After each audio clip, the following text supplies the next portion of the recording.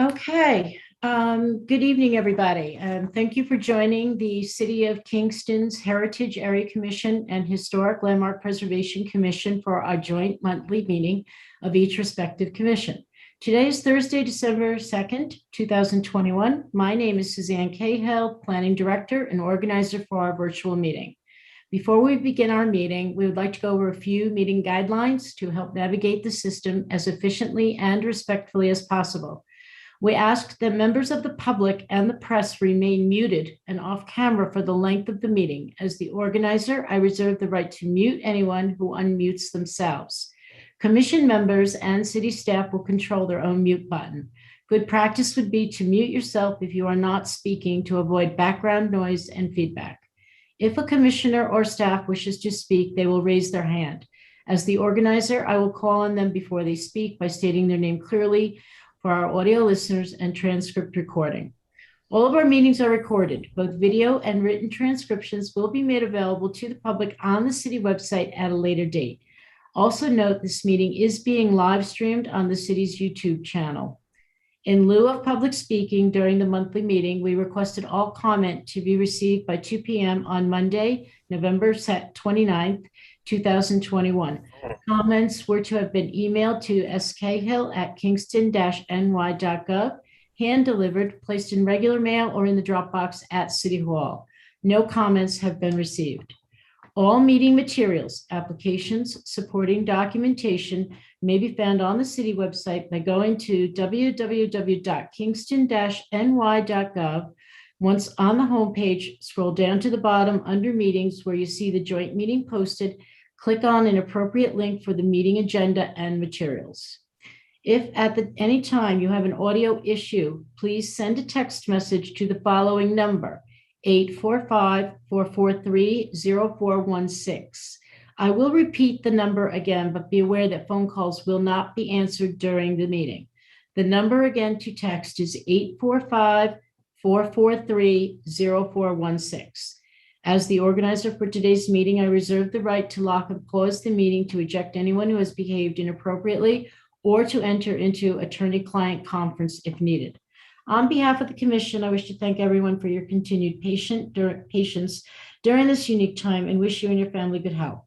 I now will call the meeting to order at 6:34 p.m. And I will turn the floor over to Chairman Hayes Clement for the HAC, who will be followed by HLPC Chairman Mark Rumblatt to introduce their respective commissions and to consider adoption of the most previous meeting minutes. Hayes? Thank you, Sue. And thank you for all the good attendance tonight. I will call the roll, seeing as how we do have a quorum of 6 of our 7 commissioners tonight. I call to order the December 2nd, 2021 meeting of the Heritage Area Commission. I will call roll of the commissioners. I'm Hayes Clement, the chairman of the commission. I am present. Vice Chairwoman Bonnie Howland. Here. Commissioner Dean Barnes. Dean, you're muted. Here. You're here, Dean. Yes. Commissioner Kevin McAvoy. Here. Commissioner Nettie Morano. Here. And Commissioner Janet Marr. Here. I will note for the record that Commissioner Michael Del Priore is absent tonight. First order of business this evening is to review the minutes of our November 4th, 2021 meeting. Have all HAC members had a chance to review the minutes? Are there any questions or issues or suggested amendments? Do I hear a motion to approve the minutes of November 4th, 2021 as submitted? Dean Barnes, so moved. So moved by Dean Barnes. Do I hear a second? I'll second. Second by Nettie Morano. That motion is on the floor. Any further debate on approving the minutes of November 2021? Hearing none, I'll call for the vote. I'm Hayes Clement. I vote aye. Bonnie Howland. Aye. Dean Barnes. Aye. Kevin McAvoy. Aye. Nettie Morano. Aye. And Janet Marr. Aye. Thank you. Mark, I will turn it over to you. Thank you, Hayes. I'm Mark Grunblatt. I chair the Historic Landmark Preservation Commission. I will ask each HLPC member to introduce themselves. I'll do it in the order on the agenda. I'm again Mark Grunblatt. Hayes, if you'd introduce yourself. I'm Hayes Clement. I'm a commissioner of the HLPC. I am present. Thank you. Kevin, I'm a commissioner. I'm present. Andrea, Andrea Pugh, present, architect of HLPC. Robert Tonner, Robert Tonner, present, and commissioner. yes, and Nettie Morano. Present as Commissioner of HLPC. Thank you. And our first order of business is approval of minutes of our November 4 meeting. Have all members of HLPC had a chance to review those minutes? Okay, I will entertain a motion to approve the minutes as posted. Thank you, Hayes, for that. Do I hear a second for the motion? Second. Thank you, Robert. Any further discussion? Hearing none, I will call the roll. Hayes, Aye. Kevin, Aye. Andrea, Aye. Robert, Aye. Nettie. Aye. I also vote in the affirmative. Thank you. Back to you, Hayes. Thank you, Mark. The first order of business, or second order of business, is an application to the HAC and the HLPC for construction of a 12 by 14 white gabled sunroom at 75 Hudson Street in Ward 9. Chris Bertagno, applicant and owner. Chris, are you here? Is anyone here representing Chris? I am. I'm James Hughes. Chris is working this evening. He's a nurse. Thank you, So, James. If yes. you could give us, we've got the application, but if you could give us a little overview of what Chris is applying for. He's applying for a 3-season sunroom off the side, which I don't know what direction that is. Is that south? It's on the left side of his house. Yep, there you go, right there. Oh yeah, I took that picture. And where that window is, we're going to make a door. It's going to have a concrete foundation, and we're going to follow the gable, but it's going to be, the gable will be on the side. So you have a front gable and the gable will be on the side. I did supply Sue with a picture. There it is. Good job, Sue. Thank you. That's what it's going to. The credit. You get the credit. It looks almost identical to that. Envision that white on the bottom will be a foundation, and I believe he has plans of painting that. And that's pretty much it. It's a 3-season room. Nope, there's the actual plans. Yep. Concrete foundation, block knee wall. Sue, in terms of setback requirements and everything, is the professional staff of the planning department satisfied with the? Yes, I believe that they're satisfactory, but we can have the building department check it. But Okay. it's 0 or 6 feet, so I'm sure that I believe that they make it. Yes, and I submitted it personally, and they told me they looked at it right there because I had a brand new survey that Chris had made, and they said that I was in good shape with setbacks. First question I asked them. James, the colors for the new addition are going to be somewhat similar to the existing house?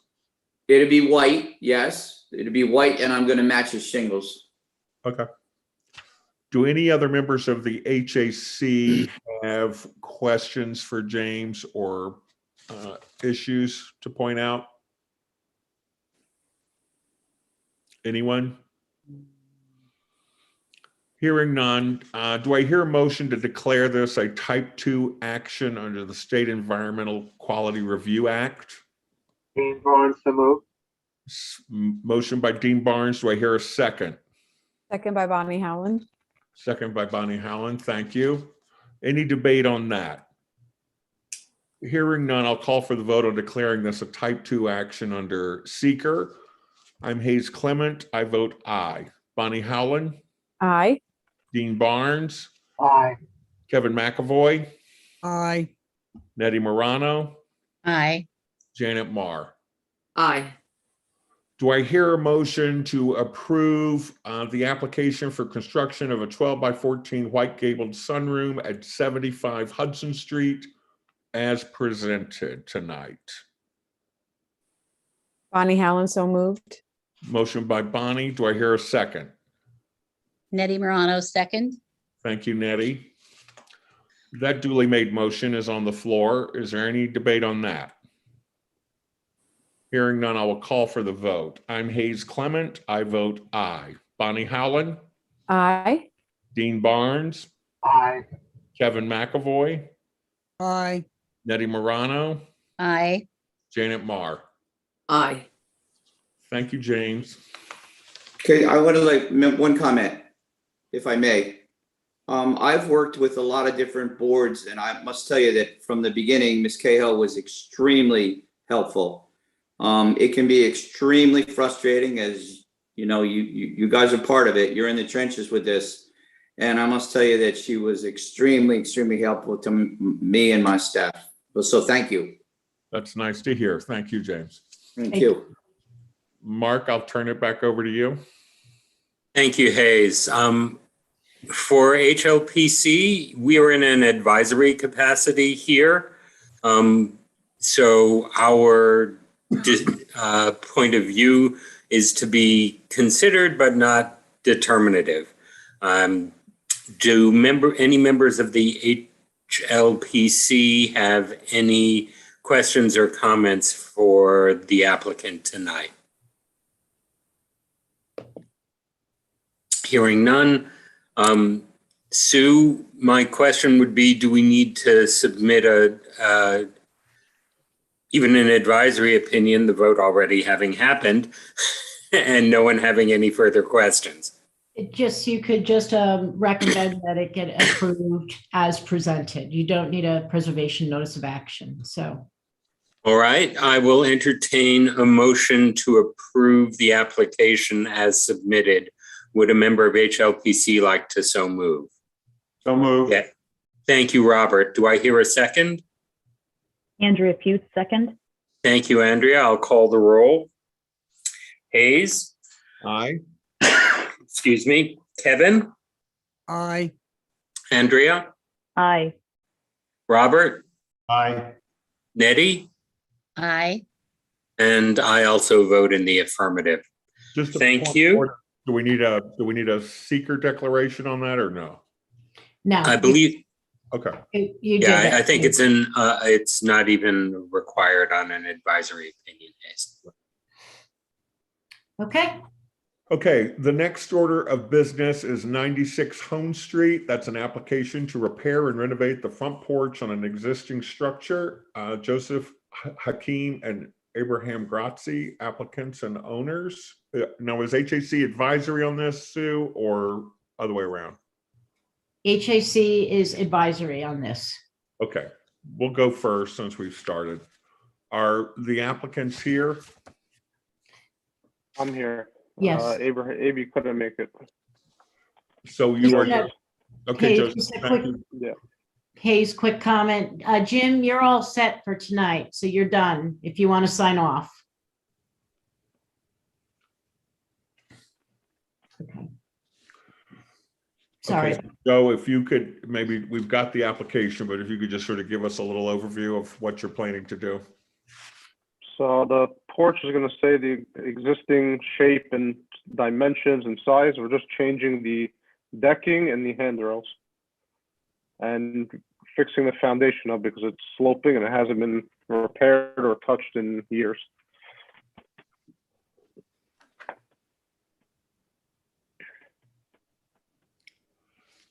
Sue, does the professional staff have any opinion on this?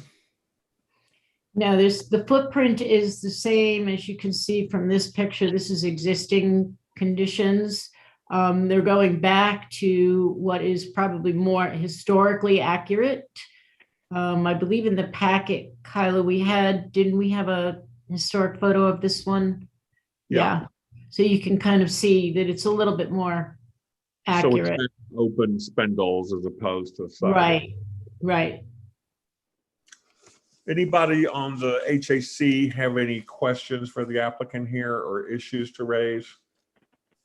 I think it's nice that they're going back to what it originally looked like. Anyone else? We're only being asked for an advisory opinion here. Do I hear a motion to recommend as presented the application to repair and renovate the front porch at 96 Home Street? So moved. Thank you, Dean Barnes, for the motion. Do I hear a second? Second by Bonnie Howland. Second by Bonnie. Thank you, Bonnie. Any further debate on that? Hearing none, I'll call for the vote. I'm Hayes Clement. I vote aye. Bonnie Howland, Aye. Dean Barnes, Aye. Kevin McAvoy, Aye. Nettie Morano, Aye. Janet Marr. Aye. Mark, I'll turn it over to you. Thank you, Hayes. And HLPC, this is our formal decision. So do any members of HLPC have questions for the applicant? All right, I will entertain a motion to declare this a type 2 action under the State Environmental Quality Review Act. So moved. Andrea? Yeah, Nope. sorry, Andrea think- Hughes, so moved. I think Second. Andrea beat you. Thank you, Hayes. We'll accept the second. Is there any further discussion or questions from HLPC? I had one question. It's Kevin. When I'm looking at the picture, it looks like it's shaded in blue. Is that just like a visual thing? Like, No, that was just I took a screenshot of a neighboring porch Right. From online, and that was the background of the house. It's not going to Okay. be blue. It's going to be white. I didn't think so. Yeah. All right. Yeah. All right. All right. I'm good. Okay. No problem. Thank you for that. Any other further discussion or questions before we vote on State Environmental Quality Review Act compliance? All right, hearing none, just a reminder, this is to declare this a type 2 action under seeker. I'll call the roll. Hayes, Aye. Kevin, Aye. Andrea, Aye. Robert, Aye. Nettie. Aye. I also vote in the affirmative. All right. There being no further questions, one last chance. All right.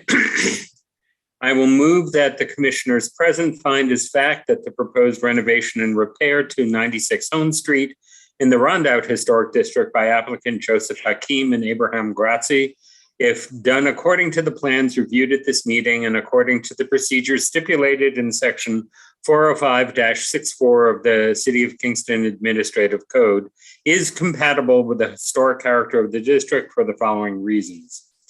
The building structure inventory form indicates that its structure was built between 1825 and 1858 and states that its basic configuration remains but has undergone many alterations and retains no period details.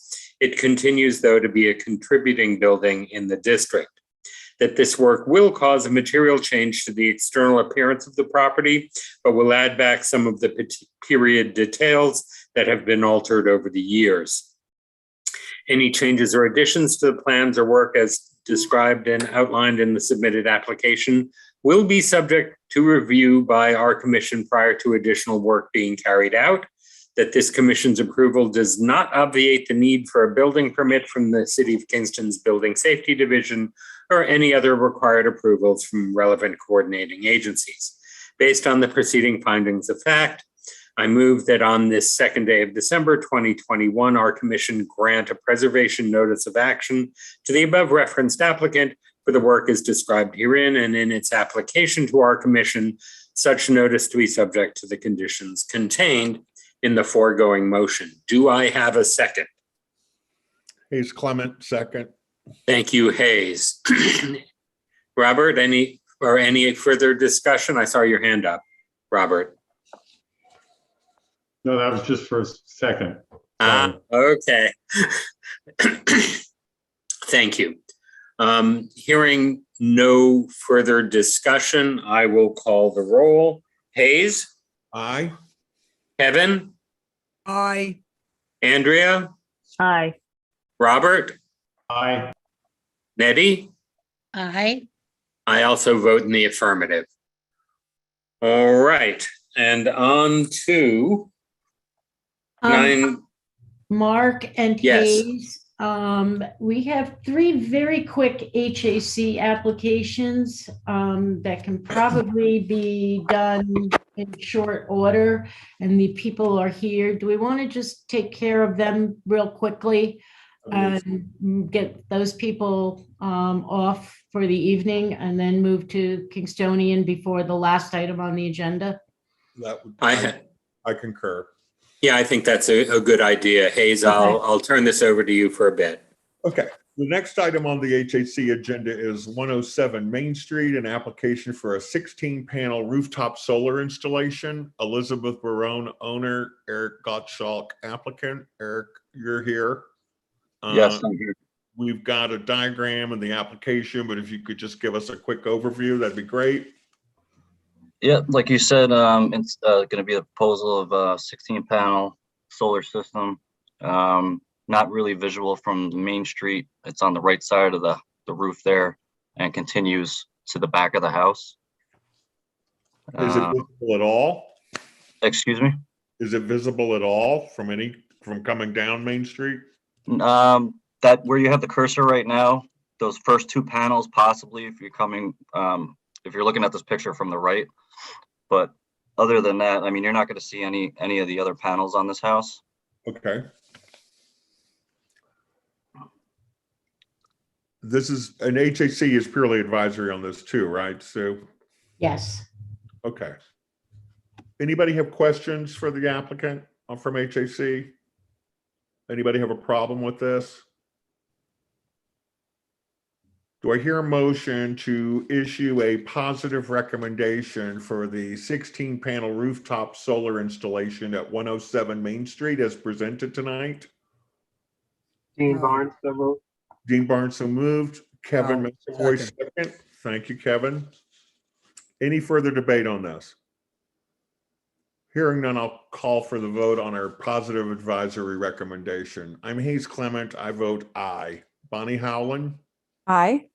Dean Barnes, Aye. Kevin McAvoy, Aye. Nettie Morano, Aye. Janet Marr. Aye. Thank you, Eric. Thank you very much. Good. Next item of business is 48 Lindsley Avenue, an application to enclose a portion of a wraparound porch for the purpose of adding an entryway and mudroom. Richard Spriggs is the applicant on behalf of Melanie Woodvine, owner. Melanie or Richard, are you here? You want to come back to this possibly? I think we can look at it. It's very simple, unless you want to come back, but it's quite simple, I think. Straightforward. You want to just give a little overview, Sue? Yeah, Kyla, just want to put, if you're looking at the picture of the house there, on the driveway side, what they want to do is just enclose that one back end section, not all the way to the front of the porch, but just that back end, and create a mudroom. To the first pillar, or to that first pillar, or further? To this second one, so it would come out from the front of the house. The line of the front of the house would follow out.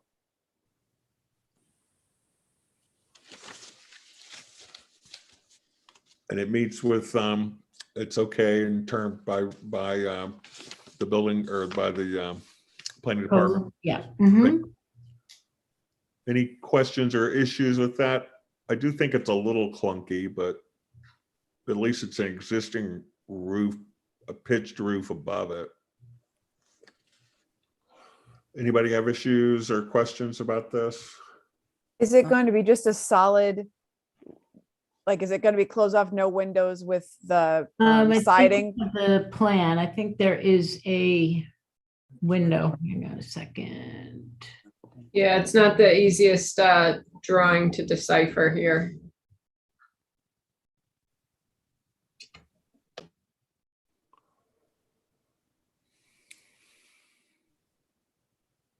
I can find out. I don't know that it matters. I mean, just to, again, Yeah. to Hayes' point, you're there, it's, the shape is there, the roof is there.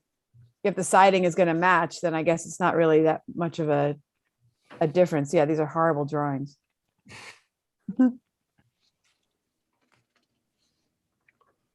What is, yeah, front entrance, they're not And it doesn't represent. exterior walls. Yeah, it looks like it's gonna be a solid wall, I would say. And do we assume that the side, they're going to just put the siding that matches the rest of the house on it? We can make a note of that, that it matches. I don't know that we have that information. The siding matches. And Yeah. Unit elements, okay. Wood, Tyvek. Anybody else have comments or issues with this? This is strictly an advisory opinion. Do I hear a motion to issue a positive recommendation for the porch enclosure at 48 Lindsley Avenue as represented, with authorization granted to the planning staff to approve final paint, siding, and color finishes? Bonnie Howland, so moved. Do I hear a second? Nettie Morano seconds. Nettie, thank you. There's a duly made motion on the floor. Any further debate? Hearing none, I'll call for the vote. I'm Hayes Clement. I vote aye. Bonnie Howland, Aye. Dean Barnes, Kevin McAvoy, Aye. Nettie Morano, Aye. Janet Marr. Aye. Next item of business is 208 Greenkill Avenue, an application to construct a roof over an existing side door entry. Wilbur Holdings LLC, applicant and owner. Is there anyone here representing the applicant owner? That would be me, Kathleen Wilbur. Good evening. Thank you, Kathleen. You want to take a moment just to explain what you want to do here? Absolutely. Off that side porch, I'm looking to put a shed roof underneath that second story window to protect the door and the entrance of the porch section. Okay. That would be an improvement, I think. Thank you. The roof color, the shingles will be the same color as the roof The shingles? existing, yes. Okay. Anyone on the HAC have questions for Kathleen or any issues to raise? This again is an advisory opinion. Do I hear a motion to issue a positive recommendation for the porch, the side door entry porch proposal for 208 Greenkill Avenue as presented tonight? Bonnie Howland, so moved. Do I hear a second? Second. Second by Kevin McAvoy. There's a duly made motion on the floor. Is there any further debate on this? Hearing none, I'll call for the vote. I'm Hayes Clement. I vote aye. Bonnie Howland, Aye. Dean Barnes. Aye. Kevin McAvoy, Aye. Nettie Morano, Aye. Janet Marr. Aye.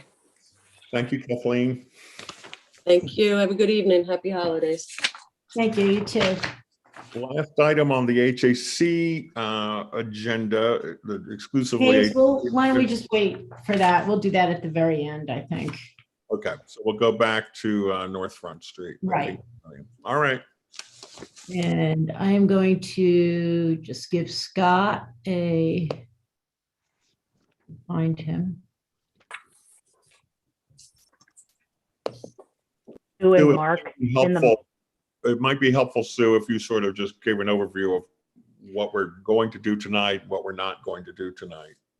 As far as I'm concerned. Scott Dutton, I just want to introduce the people who are here. I believe we have Scott Dutton, who is an architect on the project. Mike Moriello is on by phone with us. He is the project attorney, and Dennis Larios is on as the project engineer. I also do know that there will be recusal of Andrea Putz because she is an employee of Scott's on this project. Scott is going to essentially give an overview this evening of the changes that have been made to the building structure itself to address the concerns that the HLPC had mentioned, and also some of the public had commented on. They are, I believe, improvements to the overall drawing and design. The other thing that we want to discuss would, at the end of the evening, is the next meeting will be a public hearing. So we will discuss how you want to schedule that public hearing, whether it be a special meeting or at a regular meeting. And there are different ways that we can format that. We can do it as an all virtual meeting if it's held before January 15th. We can do it as a hybrid meeting where individuals can come in person. We would meet in person and individuals can attend from the public virtually or in person, or you can do it as an all in-person meeting. The other written comments would still be accepted and we would still go through the process, of publication as we would normally, but we will discuss that at the end. And we have some dates potentially that we have considered internally that we'll bring out later. So I'll let Scott just run through his spiel here and give his update. And go ahead, Scott, I'll turn it over to you. Okay. Well, of course, the train is going by right now. Wait for it to get 2 or 3 stops down before I start. Could I ask for a show of hands of who on the board has had the opportunity to review the submission in advance? Yeah. Okay, good. Great. So I am happy to be here before you tonight. I'm happy to be able to make a contribution to the project that's been around for a long time for public consumption and debate. I have a number of minor refinements to share with the board that we think and hope that you will find to be major improvements. But it's the same project you've been looking at with the rest of the general public for the last few years. Nothing radical has changed about it, but not unlike when you've got something, a major project that arcs over a long period of time, you get the opportunity when you step away and pick it back up again to make improvements, edits, and refinements. And I think that's where we're at right now. I will just hit on the high points in this memo. I'm not going to read it word for word. You all have it. But in essence, we have tried to address the comments that we've heard publicly and privately about the project in ways that it might be improved. Number one, we've reduced the overall scale of the building along Schwank Drive. I'll show you visuals of that. We've reduced the overall building height and scale by removing 1 full floor. We've reduced the length of the pedestrian bridge by pivoting it a little bit along Schwank Drive. You'll see that in the visuals. Made a number of minor fenestration refinements to the facade, added a little bit more detail. And as this board would expect, as a project has more development, you get to see more and more detail and response. We've added stoops to the units along Schwank Drive, creating a stronger pedestrian connection there. Other minor elements, just refining how trash is handled. The public plaza has actually been increased in size and now has a very strong connection down to Schwank Drive. And we managed to accomplish that by working with one of the nation's most renowned parking consultants, Walker Consultants, and just refined how the ingress and egress works, and that opened up the opportunity for the public to be able to connect the plaza, Kingston Plaza, Schwank Drive, and the Uptown District in a much stronger and meaningful way. Public bathroom accommodations are now better defined in the West Building. Let's see. So with that, I'll take you through this presentation. Why is it not shrinking for me?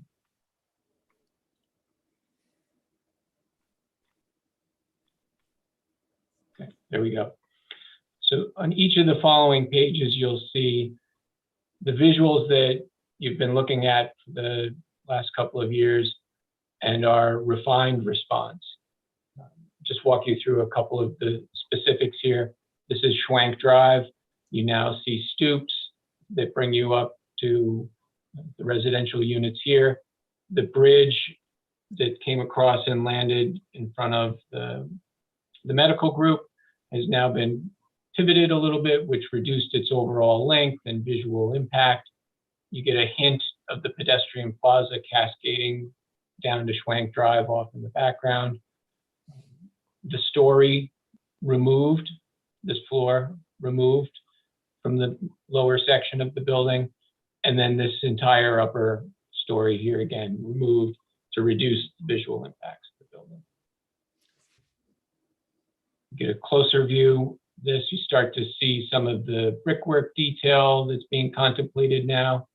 You also see that the balconies are being expressed, whereas in the previous iteration, balconies were kind of hidden, if you will, behind a more monolithic facade.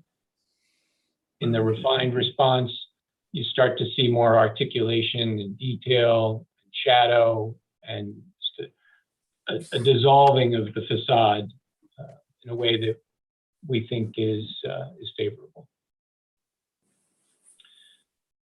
The view from North Front Street here, you see that we've added a little bit more detail with these elements that project out and engage the street in a stronger, more human scale, I guess you'd say. Again, balconies being expressed, starting to develop a stronger connection to the sidewalk.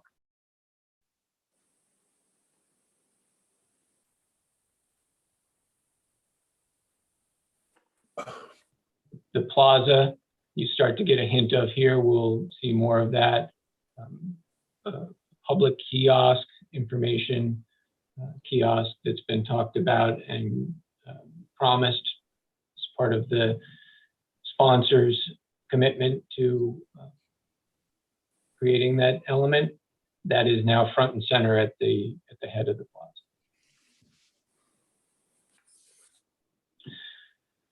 Regarding the hotel element, you'll notice that in moving the project forward, we've actually tried to take it back in time and have a feel and fenestration pattern that's more consistent with what the original architecture was.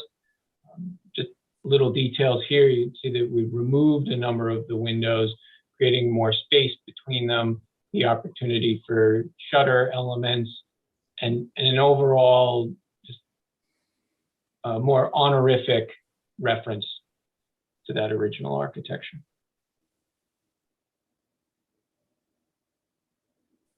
Here you see the inset picture, the original building, which sadly is all but lost with the 1950s intervention. Spent some time in the building, and there is hardly any original elements of the architecture there. Most of the elements were stripped away when the building was clad with masonry, and the windows were basically washed over with a layer of brick.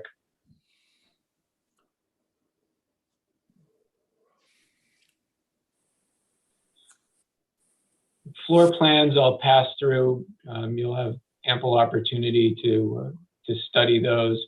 But you see here at Schwenk Drive, the bottom of a grand set of steps and landscape element.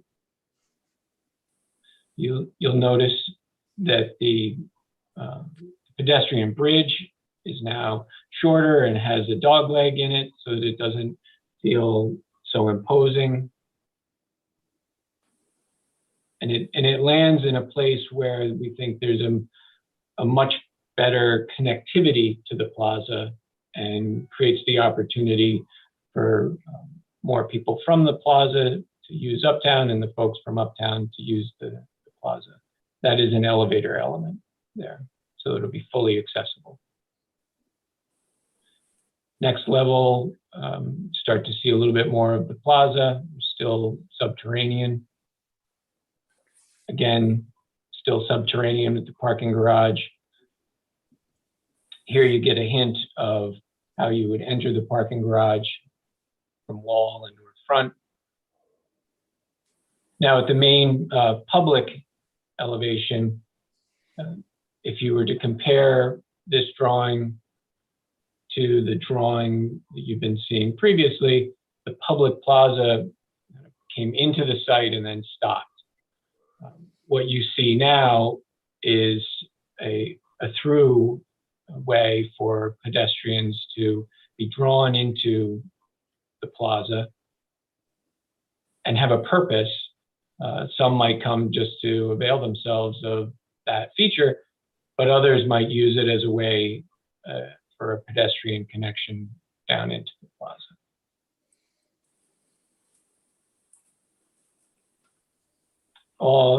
For all intents and purposes, all of the other elements remain the same. There are minor refinements to where a stair is, but those are all internal workings. As we go up through the floors,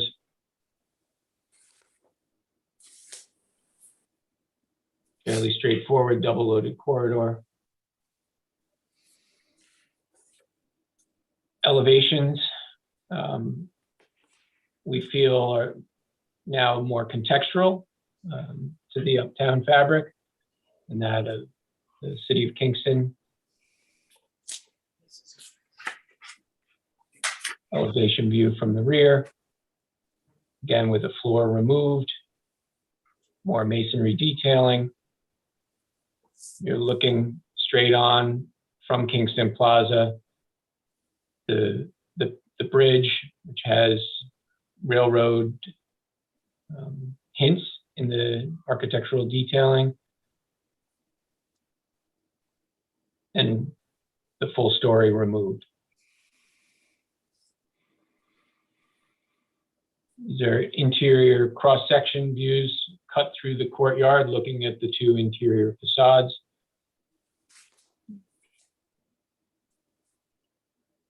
The attempt here has been to add more detail, create a little bit of a more sympathetic response to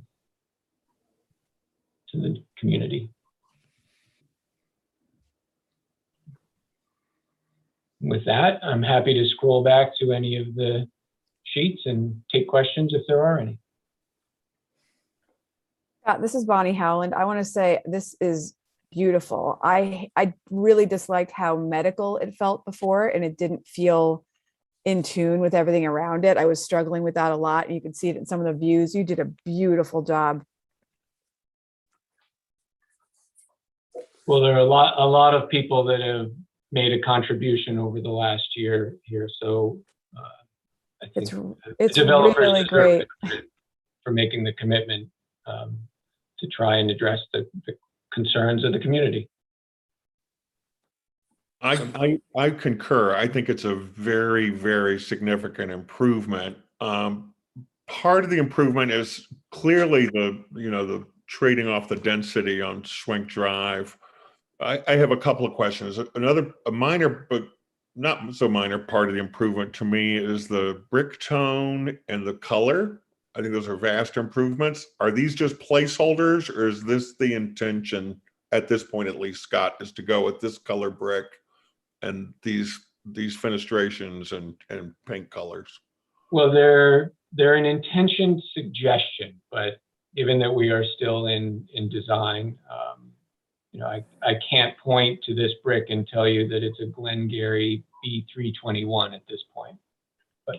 But I would note, I think this, more than that, just bold red brick is a much better choice. Okay. The other question I had was, you've traded off that density on Schwenk Drive and lowered that that bulwark sort of piece of it at ground level. But the trade-off is, again, you've added a third story on the North Front Street side. Do you think that changes the sight lines and the stockade in any significant way? No, the upper floor has always been there. I think it's just this particular visual that makes it appear that it wasn't there.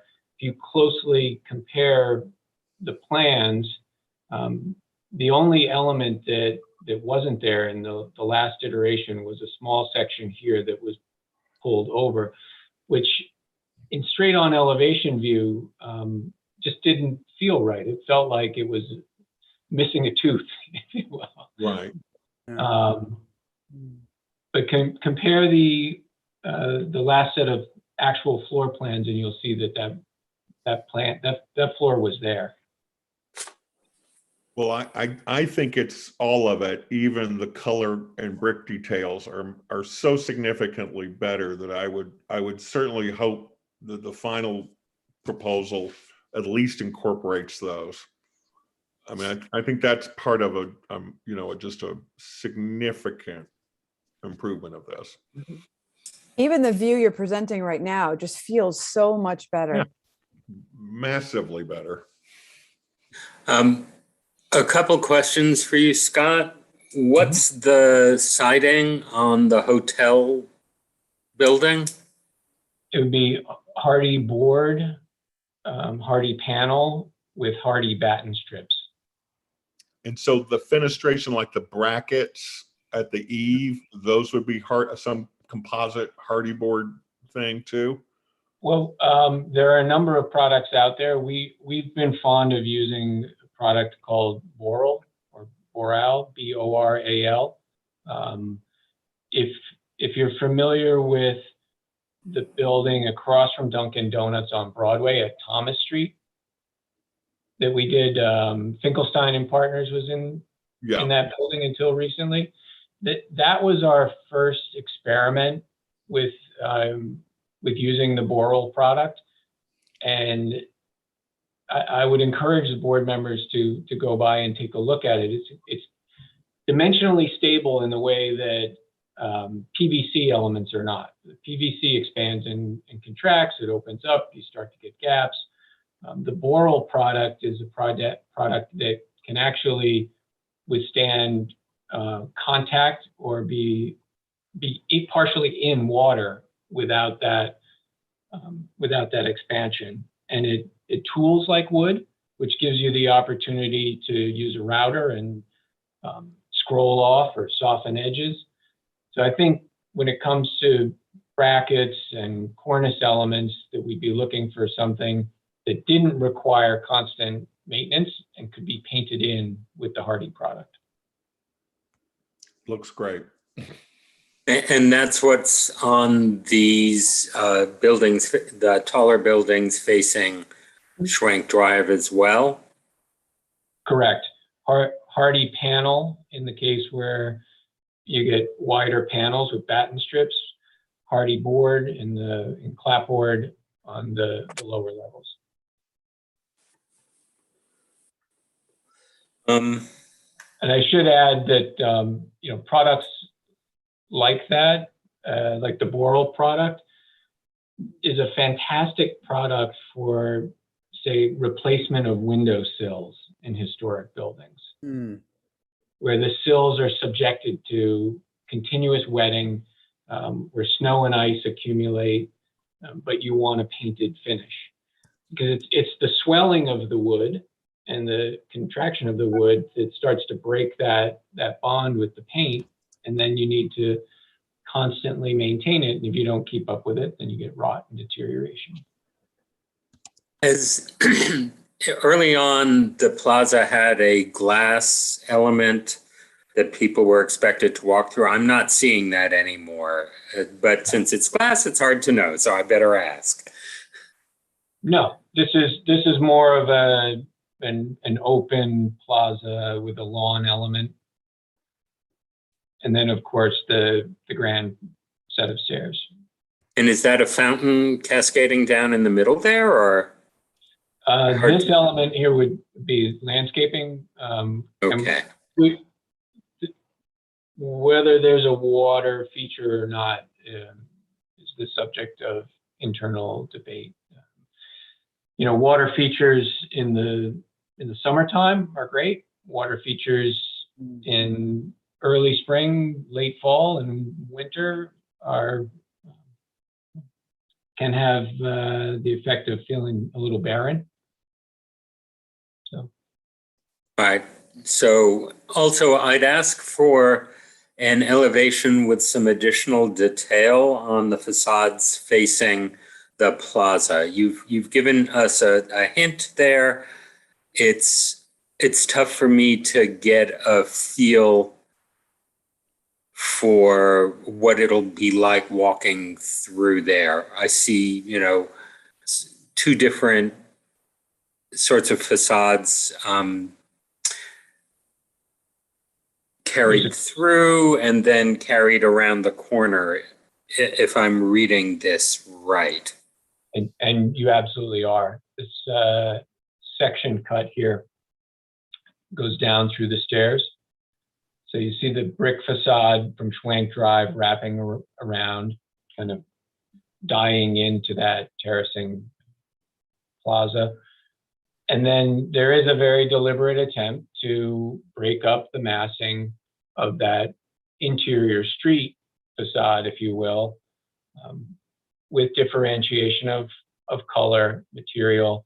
These volumes here with the balconies would create some interest, create shadows so that you feel that there are different scale elements and you're dissolving the mass. That's the best way I can describe it. All right, and then it is shifting sort of up a half a story, or it's shifting once you get to the staircase, slightly different massing, similar material. Right, and the all classic architecture base middle top. So there is a deliberate attempt to bring that familiarity and break down the massing of the building in that way. Okay, and at one point there was a building that just seemed to have slots for it. I am guessing that's on the side. It was just a series of slats. And my best guess from what you're showing us is it's on the side with the hotel element. And just before you get to the stairs, you've again borrowed from what's on the other side of the street. Is that tied to the memories? If memory serves, that was tied most closely to the parking garage. I couldn't catch that from your scrolling through the floors. Am I placing that correctly in my head? Trying to do this in 3D on a 2D world? Are you referring to the east facade? Yes. Okay. So As I recall, it would be sort of in the middle, or there was a tower. There was an odd sort of slotted drawing early on. I don't know if you even remember it. I may not have even seen it if it was early on. So, but okay.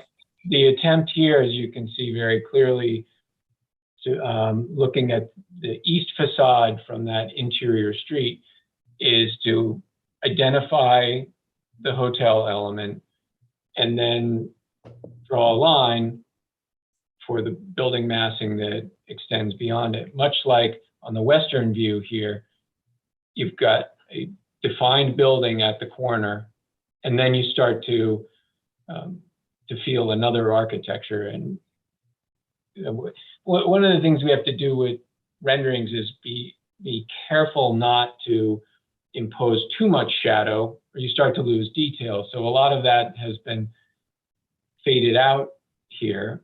But if you think about each of these elements in 3D, you start to see that this facade, and I'll zoom in,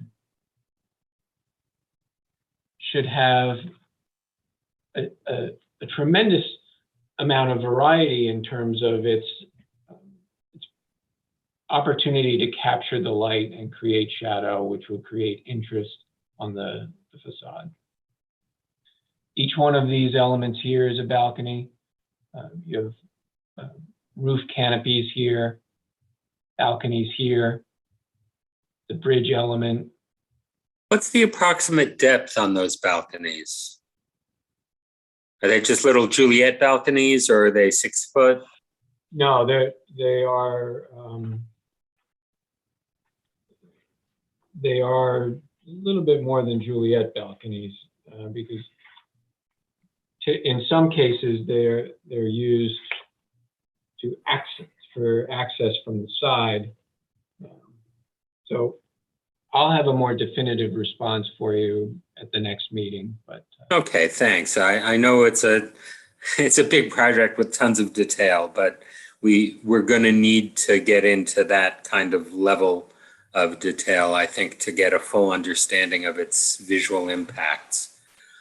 Well, it's helpful for me to know what elements you're most curious about at this point, so that I can be prepared for the next meeting as well. I'll tell you, for me personally, that in either side of the sort of courtyard or pocket park is, I want to tell you this is a big improvement over stuff I saw before, and B, I'm trying very hard to put my head into the experience of just walking through there and spending time there. Will it be an inviting sort of space for folks to walk through and maintain as a public space? I'm very happy to see the stairway end as opposed to a balcony end. And I think that's a vast improvement in making it an accessible and useful public space. The removal of that glass partition is also, I think, a big move in the right direction. The last, and it's kind of a weird question, is trucks going down Schwenk Drive, are they going to have trouble getting under the walkway? I don't know what that sizing has to be. I know they're coming uphill here. Is that a concern that should be raised early on? I don't believe that we changed the elevation of it, but I'll again have an answer for you to underside of that clear height. It's Scott. It's Yeah. Dennis. That'll be a minimum of 14 and a half foot clearance under the walkway, but probably be 16 feet, but it'll be a minimum 14 and a half feet. Okay, So there'll be very few trucks that couldn't get under there. Correct. Oh, all right. Those are the points that jump out on me in terms of visuals. Do other members of HLPC want to chime in with any specifics? Yeah, go ahead. Hi, Nettie Morano. I have a question about the parking garage. From looking at this, it's accessible from Front Street and Wall Street, yes? Yes, as well, and from Schwank Drive. Okay. Oh, so from the backside too. So Mike, Yes. is the opening of the garage offset from Wall Street, or as you cruise up Wall Street, is that what you see is the entrance of a parking garage? The latter, it is on axis with Wall Street right here. Here are the edges of Wall Street. So as you approach it, you see the opening of the garage? Correct. Okay. I think to move it in either direction would create traffic issues. Yeah, I can see that. Visually, I'm not very attracted to that visually, I guess. Let me go to the 3D for you. So as you're coming up Wall Street, you'll see a cavern, yes? I don't care for the term cavern. Well, it's a large opening and visually, I mean. We've added these elements here to try and complete the facade and balance it out. But I think that the case needs to be made for clarity upon arrival so that people know how to get into the garage. Sure. So that you don't have people coming down Wall Street. I mean, this is a public parking garage. We want the public to utilize it and be able to identify where it is. As importantly, you don't want people coming down, making a 90-degree turn and then needing to make another 90-degree turn. Sure, sure. And I think that there are things that can be done to liven this up. We've talked about it internally. Right now, we've left it somewhat vanilla, but there could be information on those walls as you enter the parking garage. We have a strong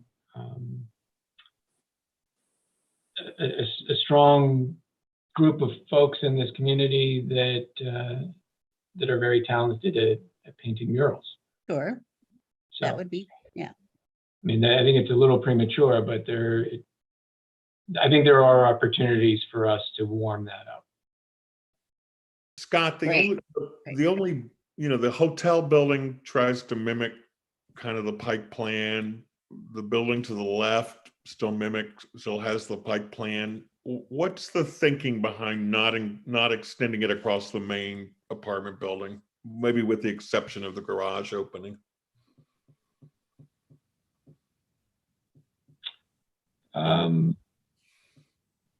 I can honestly say that debate has not been had internally.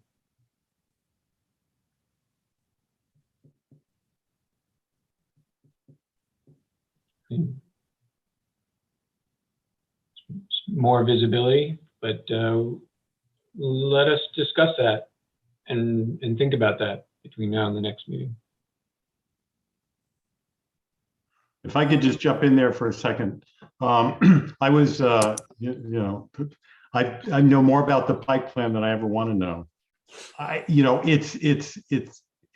It's right now in disrepair. And, I wouldn't want to look at a way to put the Pike plan on new buildings. If there's a way to make a building nice looking, that's the last thing I'd want to do is put the Pike plan on. And just getting away from that, I do have I have a curiosity sort of thing.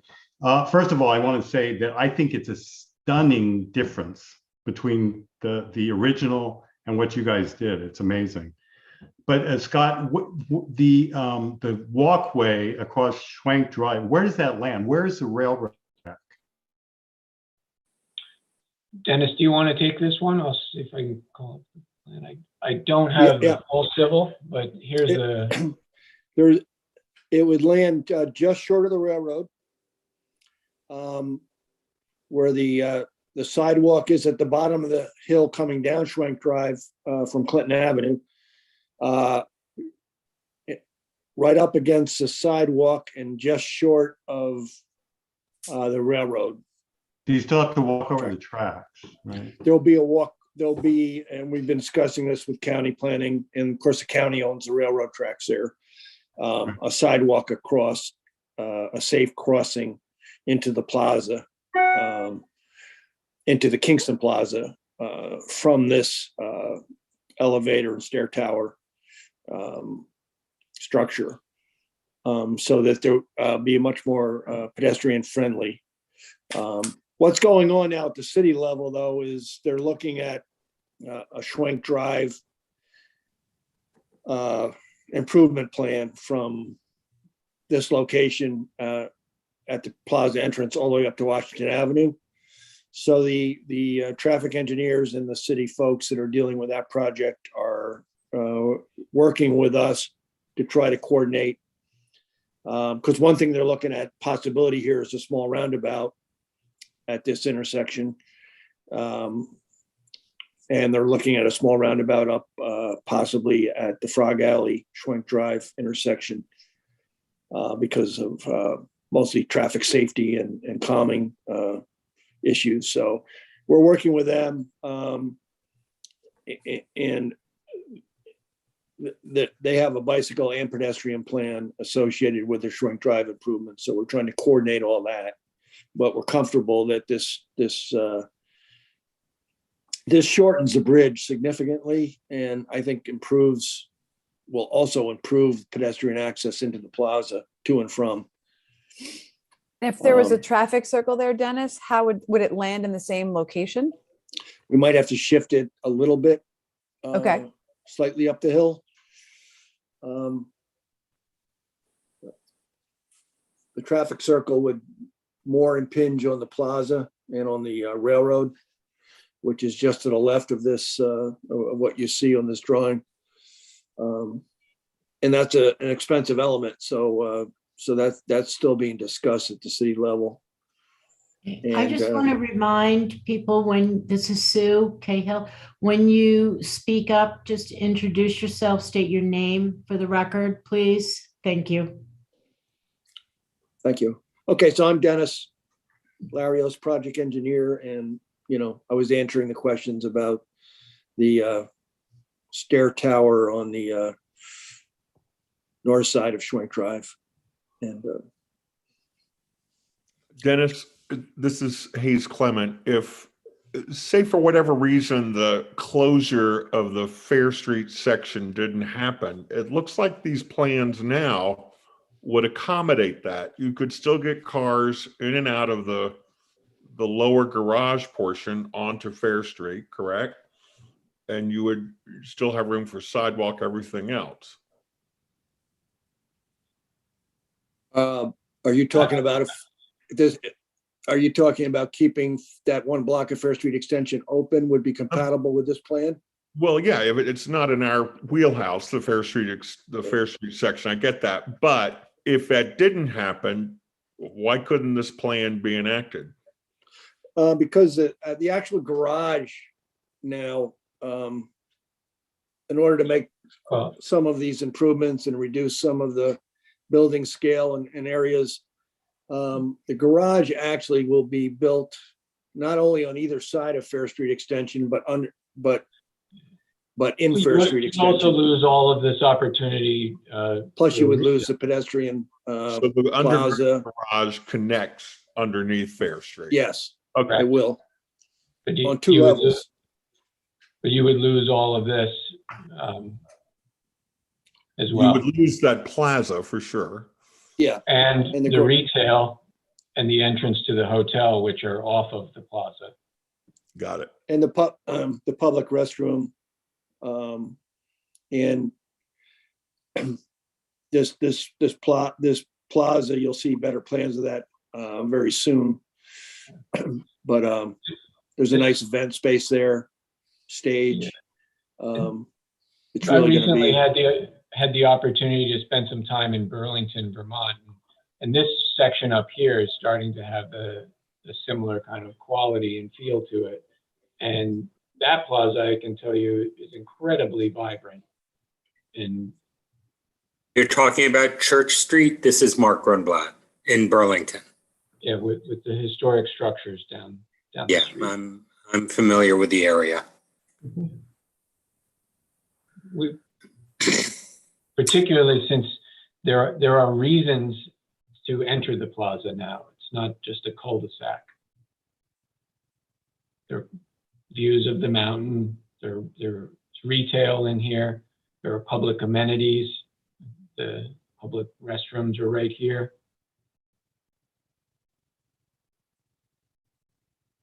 Moving not to mention the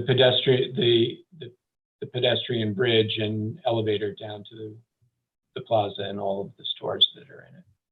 Thank you, Scott. Mark Grunblatt again. Are you the right person to ask about archaeology? No. I feared. Mike, are you able to unmute?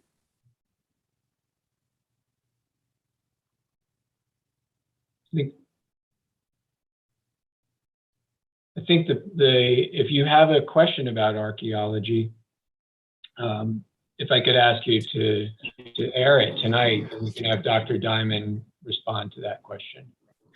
Right. I looked over what Mike sent from Dr. Diamond, and I'm trying to figure out who on site makes the call about, hey, we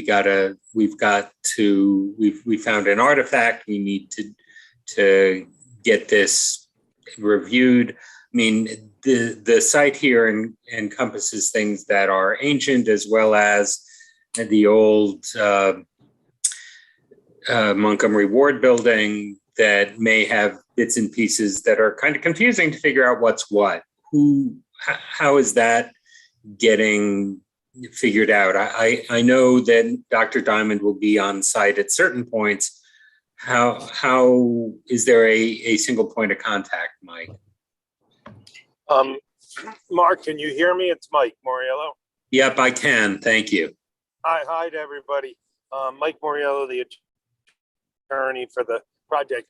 I spoke with Dr. Diamond earlier, and unfortunately, I told him I didn't think he would be necessary tonight. But that's my mistake. I apologize for that. My understanding from talking to Dr. Diamond is that the contractors will be instructed to get in touch with him if they find anything of note there. I know what you're getting at, Mark. How do we know that they will know it's something of note? So that I can get you a question, an answer to that, and probably have Joe provide that, so we have a methodology for making that determination. He did say that he will not be there 24/7 on site, but he will be the direct point of contact himself, and his plan for retrieval and for notification has been approved by the New York State Office of Parks, Recreation, and Historic Preservation. But I will certainly get an answer for you on that, or have Joe be available too. I appreciate it. Thank you, Mike. It's an area that is just going to have the possibility of all kinds of different strata and different ages of artifact that you or I or the average contractor wouldn't be able to pick up on real quickly. I should have also said I should have also said too that Joe lives right over in Hurley, so he's in the area. I suspect he will be taking a keen interest in this property, just like he did when the Pearson house was done, Joe did all the cataloging and artifacts for that. But he's literally lives about 5 minutes from the site. So, but we'll definitely get an answer for that. Right, but the trick is going to be what's going to trigger him driving that Correct. 5 minutes. Yeah, All right, correct. that's good to know. I mean, he may need to do some training on somebody specific on the contractor team or something along those lines is what my open question is on archaeology. I think it's a very good question. And he may also need to swing in periodically too, on his, he's in his travels. He's a professor at Newport, so he's back and forth all the time, but we'll definitely have an answer for that. Thank you kindly, Mike. Thank you.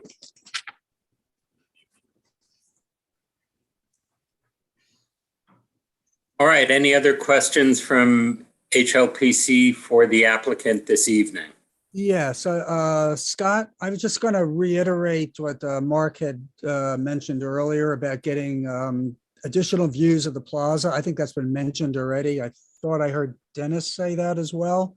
That would be very helpful to see what exactly we're looking at when we're going in the plaza and looking up at the buildings while we're there. I think there was a view that the Daily Freeman kept showing like forever and a half, and from like a diagonal view from Wall Street that kind of gave you a hint at what it was, but or what it was then, not what it is now, what it was then proposed. And that would be very helpful. So thank you. And would that have been a view from Senate Garage looking into the plaza? I think it was closer to Wall Street, but I think it would probably be best if it were done from both sides. Okay. And also we'll in work on the plaza itself, looking up, which I imagine you have, that would be sheet number 16, just some clarifying details. Sure. Yep. Yeah. Okay. Happy to provide that. Okay, great.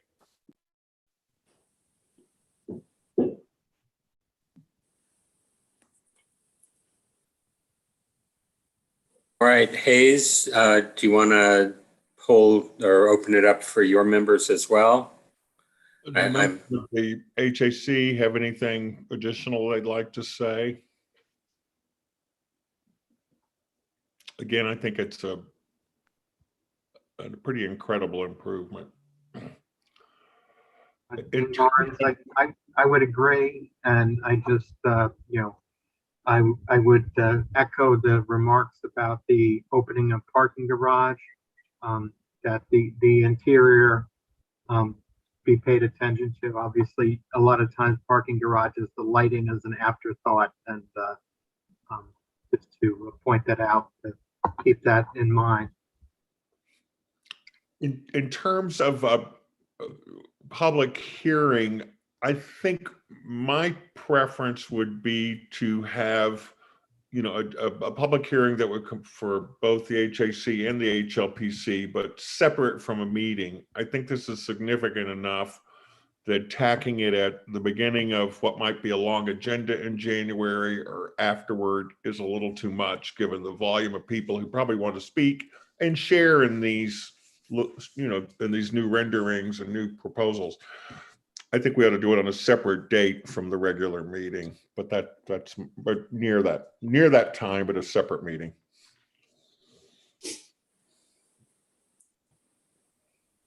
I tend to agree. Hayes and I chatted about this briefly earlier this week, and I think that having this be the only agenda item will allow the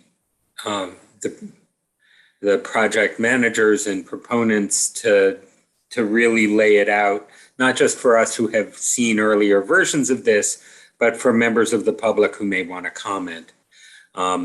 And so if anyone thinks we should double down at our regular meeting and have this be part of that, I'd like to hear your rationale.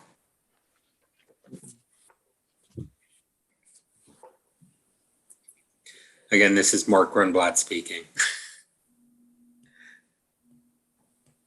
All right. It sounds like I'm hearing a tilting toward our proposal there, Hayes. All right.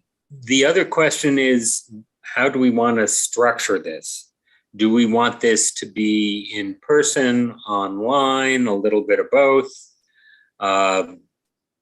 Scheduling is simplest when we do this online because we don't have to take over the council chambers, for example, or some other relatively large meeting room. Scott, you had your hand up. For what it's worth, we find this format to be the most productive for us because we can do things like this, flipping back and forth quickly.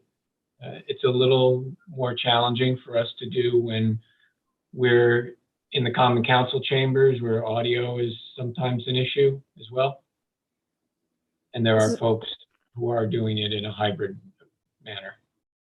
And this is Bonnie Howland. I feel like so many more people have a tendency to be able to be available and participate in this new world that is this. They can be home and be involved where they might not be able to get there. So I think that this is a nice format, and you may get more involvement from everyone if they can just log in on their computer at home. And to Scott's point, you can ask a question and it can easily be pulled up on a screen so that you can reference it. Right. And, we saw recently with that, the new zoning consulting firm and their presentations, trying to do the hybrid thing with part of the people in City Hall, the audio was just a disaster. When there were over 100 people trying, perfectly joined in on Zoom. So my inclination, I agree with Scott and with Bonnie. I think it's going to be more effective with a Zoom type context. And to ask, this is Bonnie again, to add, if this is a naive question, in a format like that, when you have hundreds of people, is there an administrative person that's looking for raised hands and things to ask questions in a manner? Because I'm used to this with you, with these groups that are of a smaller, manageable screen view that you can see people. When you invite in such a large quantity of people, I don't know if this is the place to ask the question, but is someone managing how those questions are being addressed to the group? Yeah, this is Sue. Yes, Bonnie. Okay. That would be myself, and Kyla would be assisting at the same time as co-host. We would be monitoring that. We would ask, like we normally do when the planning board holds public hearings, that people call ahead and sign up so that we would have a listing of individuals in advance that can be called upon. But certainly people are able to that evening just log on and let us know. And then generally what we do is have them text in that they are online and that they want to speak, and they give their name and they're called in the order that they text in. Excellent. So then again, that's another positive toward doing it in this manner. And the Common Council's doing it using the chat also, having people just put their name in the chat, and then we have a running list of people that want to speak. Good point. Okay, thank you. Okay. I'll be curious to see, we could all watch it afterwards. This tonight's, the hearing on the Fair Street matter is sort of a hybrid thing. There are people at City Hall and you can join by Zoom. It'll be interesting to see if that breaks down the way I felt like the zoning consultant session did. Okay. Do we want to discuss dates, potential dates for this? Because we do have the holidays fast, coming up. And there is a notification, publication of a hearing that is required to be done. So we do need some advance timeframe. We were thinking in a discussion earlier this week that the second week of January, if you want to do it virtually, you have to do it before January 15th. That is the current deadline that when the governor's order will expire. So that would probably be the best week to look at scheduling something in. That time frame would also then allow for the applicants to address comments that are received from the public for the February meeting of the HLPC and the HAC, which would be February 3rd. So Sue, our regular joint meeting would be the January 6th. Correct. Why don't we try to shoot for January 13th, just the week after? You could do it, yeah, any evening that week. I mean, or if you do it virtually, any evening that week. Sue and Hayes, this is Mike. Yes, Can you Mike. hear me? Yes. Mariello. I was wondering if it was possible to schedule it on that last week of December, the 28th or the 29th or something, if that's a consideration for the board, I think so for the many. commission rep. Yeah. Historically, that's been a time where lots of folks are traveling. I don't know if that's an issue for anyone here specifically. I'm a little worried that we will be cutting off some members of the public doing it that way. How about What do if you we, think, Hayes? I think that, I don't think that week is workable. I'm willing to, I think it'd be fine to do it if our regular meeting is Thursday, January 6th, to do it the 3rd, 4th, or 5th that week. I think the 3rd, it wouldn't be a great day. It's coming back from the holiday. I don't know that would be such a great day. The 4th or the 5th could work. I would look at the 10th myself, the Monday, the 10th. I'm fine with that. That could work for me as well.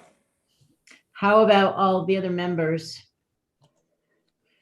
Scott, can I just ask you to take down your screen share for a second so I can see everybody? Yep. Thank you. This is Bonnie Howland. Can I just ask a question? Michael, was there something driving you do you have a deadline or something that you're trying to hit by going in that between Christmas and New Year's week? Bonnie,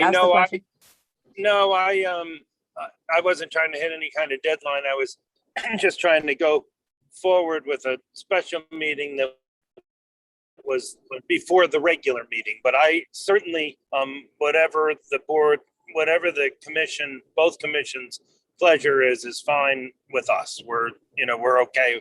We're okay with the 10th too. Not a problem.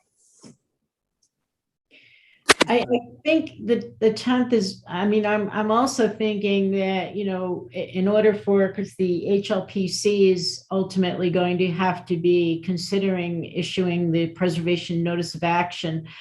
I want to have, some reasonable amount of time between the public hearing and the meeting for responses from the applicant to be brought back or to be crafted and then brought back, and have the commission members also have an opportunity to review them.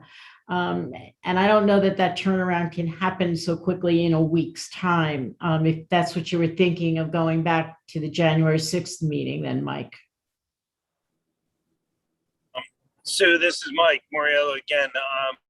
It's the 10th. If you want to go to the 10th, that will be fine with us. I'm always kind of trying to drive things forward. So I understand completely what people have said about that last week of December. It's traditionally pretty hectic travel week. So the 10th, I think the 10th will work for us too. Can I see a show of hands from the commissioners that are present of their availability on the 10th? Yeah, sure. Okay, that looks unanimous. Okay. So do we want to? Do we need a formal resolution on that matter? Well, we're just going to, we'll confirm that we will schedule the public hearing virtually for the Kingstonian project for it to be a joint public hearing for the HLPC and the HAC on Monday, January 10th at 6:30 PM. And do we need to vote on its adoption, or is the show of hands sufficient? I think the show of hands is sufficient. All right, thank you. I want to thank the board for all of your thoughtful comments and encouragement, and we'll definitely get to work on providing some additional views and get them to Sue as soon as possible. And I want to just let the commission, this is Sue again, I just want to let the commission members know, if as you continue to review these plans and think about them, if you do have any other thoughts or comments or questions, please get them to us so that we can then get them to the, we'll keep them in as a repository, but then we will get them to the applicants and they can work on them. Thank you.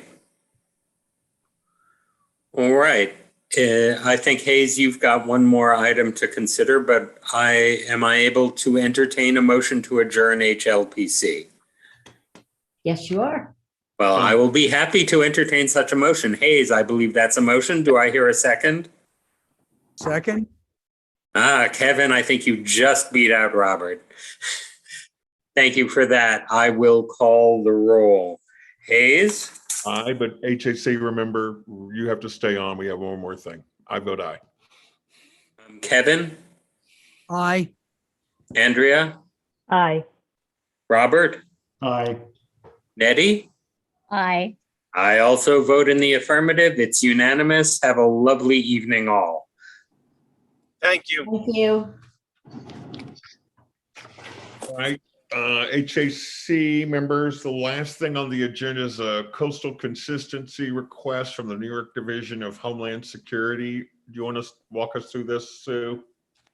Yes, just give me a second. So for this item, they are requesting a consistency determination for projects which they are going to be funding for restoration of things that happened during Hurricane Ida, which was last September. And the only projects that they are considering funding right now are in kind, so to speak, projects. And so if that is the case, then they are considered really all type 2 actions and would not, under our local law, require a coastal consistency. So that would be the simple response that I would give them back. If, and they do state in their communication, which has been, circulated around, if they do come, if they find a project that is going to require extensive changes or significant changes to what was there prior, then they will come back to us with those individual projects and ask us for our coastal consent. So what that do we basically is it. tonight? So we will basically just confirm that, that the in-kind activities that they are proposing to do with their funding are considered type 2 actions under seeker, and therefore under our local law do not require a coastal consistency from this commission.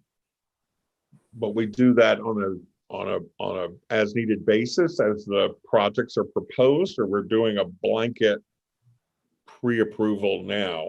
You're giving them the authority to fund projects which will restore and repair damaged facilities in kind, and only those that are in kind restorations. So anything above and beyond that will return to us, and they've committed to that. So in other words, if a road was washed out and they are going to provide funding to restore that roadway back to its pre-existing condition, then that would be okay for them to go ahead and finance that without having to come individually for a coastal review.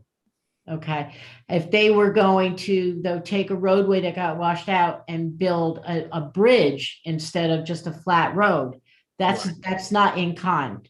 That's a new project that would require them coming back to us. Is there a motion drafted for this, or?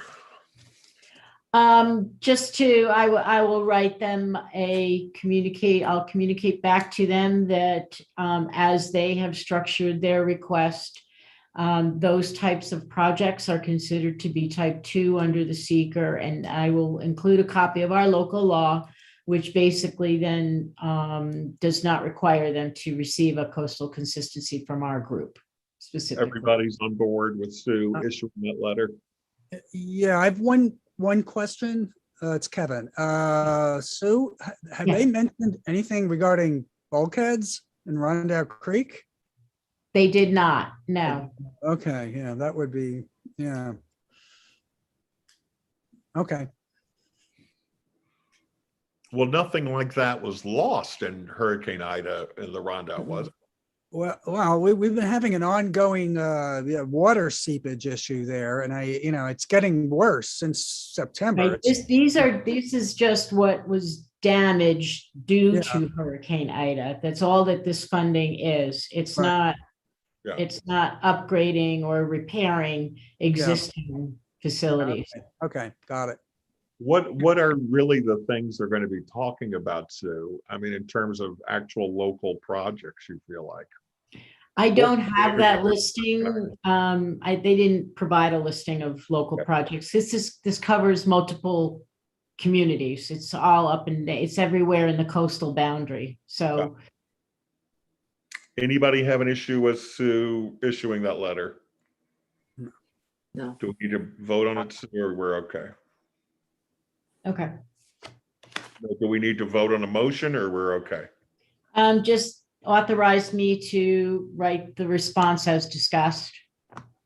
Do I hear a motion to allow the planning staff to write a response to the New York Division of Homeland Security around in-kind Hurricane Ida damage replacement projects as proposed? Motion. Do I hear a second by Dean Barnes? Any debate on that? Hearing none, I'll call for the vote. I'm Hayes Clement. I vote aye. Bonnie Howland. Aye. Jane Marr. Aye. Nettie Morano. Aye. Kevin McAvoy. Aye. Dean Barnes. Aye. The ayes have it. Okay. Anything else, Sue? That's all I have, other than have a happy holiday. You too. Do I hear a motion to adjourn? Motion to adjourn. Kevin? Second by Bonnie. Second by Bonnie. I'm Hayes Clement. I vote aye. Bonnie Howland. Aye.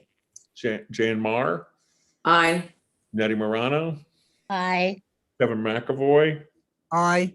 Dean Barnes. Aye. The ayes have it. Happy holidays, everybody. You too. Bye. Bye-bye. Bye. Happy holidays.